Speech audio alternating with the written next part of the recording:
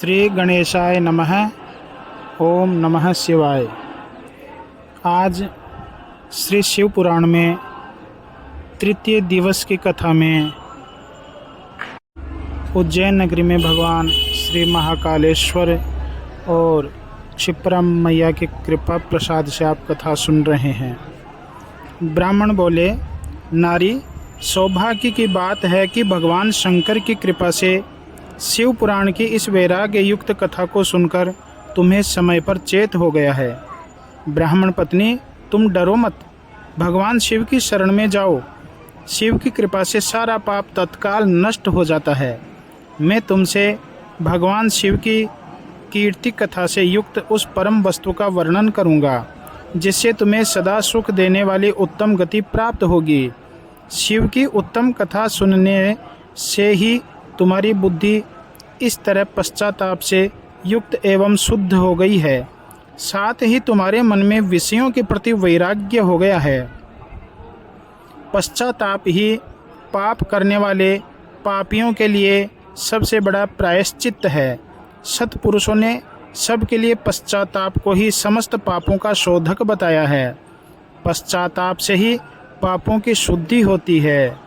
जो पश्चाताप करता है वही वास्तव में पापों का प्रायश्चित करता है। पश्चाताप है पाप कृताम पापानाम निष्कृति परा, पश्चातापे नैव शुद्धि प्रायश्चित्तम करोति यः। सर्वेष्वां वर्णितं सद्भिः सर्व पाप विशोधनम, यथोपदिष्टं सद्भिः सर्व पाप विशोधनम। क्योंकि सत्पुरुषों ने समस्त पापों की शुद्धि के लिए जैसे प्रायश्चित का उपदेश किया है, वह सब पश्चाताप से संपन्न हो जाता है। जो पुरुष विधि पूर्वक प्रायश्चित करके निर्भय हो जाता है पर अपने कुकर्म के लिए पश्चाताप नहीं करता, उसे प्रायः उत्तम गति नहीं प्राप्त होती। परंतु जिसे अपने कुकृत्य पर हार्दिक पश्चाताप होता है, वह अवश्य उत्तम गति का भागीदार होता है, इसमें संशय नहीं। इस शिव पुराण की कथा सुनने से जैसी चित्त शुद्धि होती है, वैसी दूसरे उपायों से नहीं होती।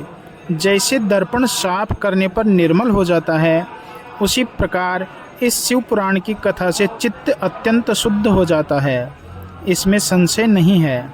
मनुष्यों के शुद्ध चित्त में जगदम्बा पार्वती सहित भगवान शिव विराजमान रहते हैं।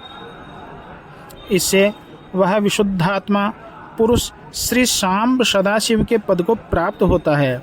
इस उत्तम कथा का श्रवण समस्त मनुष्यों के लिए कल्याण का बीज है। अतः यथोचित शास्त्रोक्त विधि से मार्ग से इसकी आराधना अथवा सेवा करनी चाहिए। यह भव बंधन रूपी रोग का नाश करने वाली है।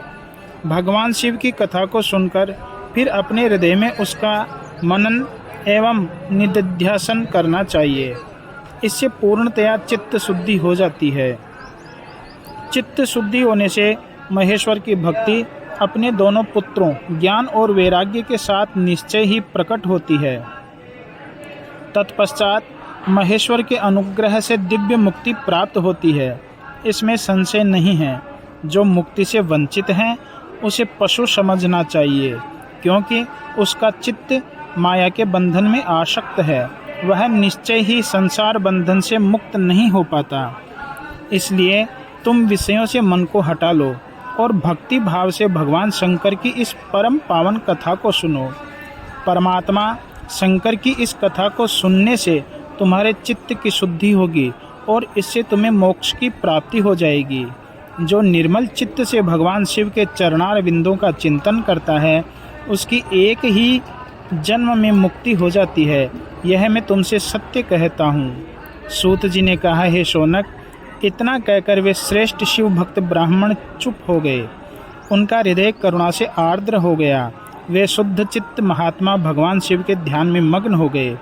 तदंतर बिंदुक की पत्नी चंचुला मन ही मन प्रसन्न हो उठी। ब्राह्मण का उक्त उपदेश सुनकर उसके नेत्रों में आनंद के आंसू छलक आए थे। वह ब्राह्मण पत्नी चंचुला हर्ष भरे हृदय से उन श्रेष्ठ ब्राह्मण के दोनों चरणों में गिर पड़ी और हाथ जोड़ करके बोली, मैं कृतार्थ हो गई। तत्पश्चात उठकर वैराग्य युक्त उत्तम बुद्धि वाली वह स्त्री जो अपने पापों के कारण आतंकित थी, उन महान शिव भक्त ब्राह्मण से हाथ जोड़कर गदगद वाणी में बोली, हे ब्राह्मण, शिव भक्तों में श्रेष्ठ आप धन्य हैं, परमार्थदर्शी हैं और सदा परोपकार में लगे रहते हैं, इसलिए श्रेष्ठ साधु पुरुषों में प्रशंसा के योग्य हैं। मैं नरक के समुद्र में गिर रही हूँ, आप मेरा उद्धार कीजिए। पौराणिक अर्थ तत्व से संपन्न जिस सुंदर शिव पुराण की कथा को सुनकर मेरे मन में संपूर्ण विषयों से वैराग्य उत्पन्न हो गया, उसी इस शिव पुराण को सुनने के लिए इस समय मेरे मन में बड़ी श्रद्धा हो रही है। ऐसा कहकर हाथ जोड़कर उनका अनुग्रह पाकर चंचुला उस शिव पुराण की कथा को सुनने की इच्छा मन में लिए उन ब्राह्मण देवता की सेवा में तत्पर होकर वहां रहने लगी। शिव भक्तों में श्रेष्ठ और शुद्ध बुद्धि वाले उन ब्राह्मण देव ने उसी स्थान पर उस स्त्री को शिव पुराण की उत्तम कथा सुनाई। इस प्रकार उस गोकर्ण नामक महाक्षेत्र में उन्हीं श्रेष्ठ ब्राह्मण से उसने शिव पुराण की वह परम उत्तम कथा सुनी, जो भक्ति, ज्ञान और वैराग्य को बढ़ाने वाली तथा मुक्ति देने वाली है। उस परम उत्तम कथा को सुनकर वह ब्राह्मण पत्नी अत्यंत कृतार्थ हो गई। उसका चित्त शीघ्र ही शुद्ध हो गया। फिर भगवान शिव के अनुग्रह से उसके हृदय में शिव के सगुण रूप का चिंतन होने लगा। इस प्रकार उसने भगवान शिव में लगी रहने वाली उत्तम बुद्धि पाकर शिव के सच्चिदानंदमय स्वरूप का बारंबार चिंतन आरंभ किया। समय के पूरे होने पर भक्ति, ज्ञान और वैराग्य से युक्त हुई चंचुला ने अपने शरीर को बिना किसी कष्ट के त्याग दिया। इतने में ही त्रिपुर शत्रु भगवान शिव का भेजा हुआ एक दिव्य विमान द्रुत गति से वहां पहुंचा, जो उनके अपने गणों से संयुक्त और भांति भांति के शोभा साधनों से संपन्न था। चंचुला उस विमान पर आरूढ़ हुई और भगवान शिव के श्रेष्ठ पार्षदों ने उसे तत्काल शिवपुरी में पहुंचा दिया। उसके सारे मल धुल गए थे। वह दिव्य रूप धारिणी दिव्यांगना हो गई थी। उसके दिव्य अवयव उसकी शोभा बढ़ाते थे। मस्तक पर अर्धचंद्र का मुकुट धारण किए वह गौरांगी देवी शोभाशाली दिव्य आभूषणों से विभूषित थी। शिवपुरी में पहुंचकर उसने सनातन देवता त्रिनेत्रधारी महादेव जी को देखा। सभी मुख्य देवता उनकी सेवा में खड़े थे। गणेश, भृंगी, नंदीश्वर और वीरभद्रेश्वर आदि उनकी सेवा में उत्तम भक्ति भाव से उपस्थित थे। उनकी अंग कांति करोड़ों सूर्यों के समान प्रकाशित हो रही थी। कंठ में नील चिन्ह शोभा पाता था। 5 मुख और प्रत्येक मुख में 3-3 नेत्र थे। मस्तक पर अर्धचंद्राकार मुकुट शोभा देता था। उन्होंने अपने वामांग भाग में गौरी देवी को बिठा रखा था, जो विद्युत पुंज के समान प्रकाशित थी। गौरीपति महादेव जी की कांति कपूर के समान गौर वर्ण की थी।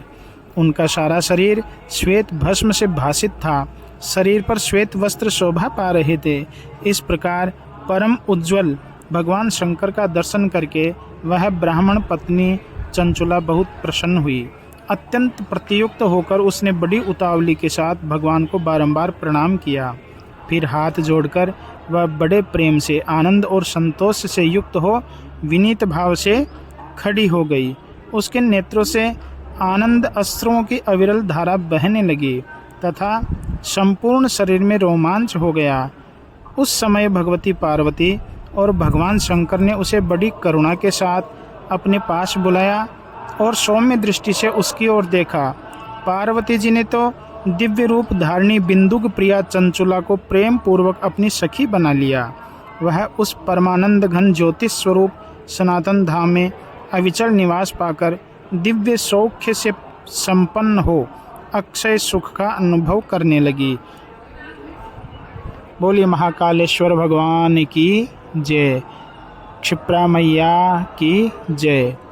ओम नमः शिवाय, ओम नमः शिवाय, ओम नमः शिवाय, ओम नमः शिवाय, ओम नमः शिवाय। मंगलम भगवान विष्णुर्मंगलम गरुड़ध्वज मंगलम पुंडरीकाक्ष मंगलाय तनोहरि। श्री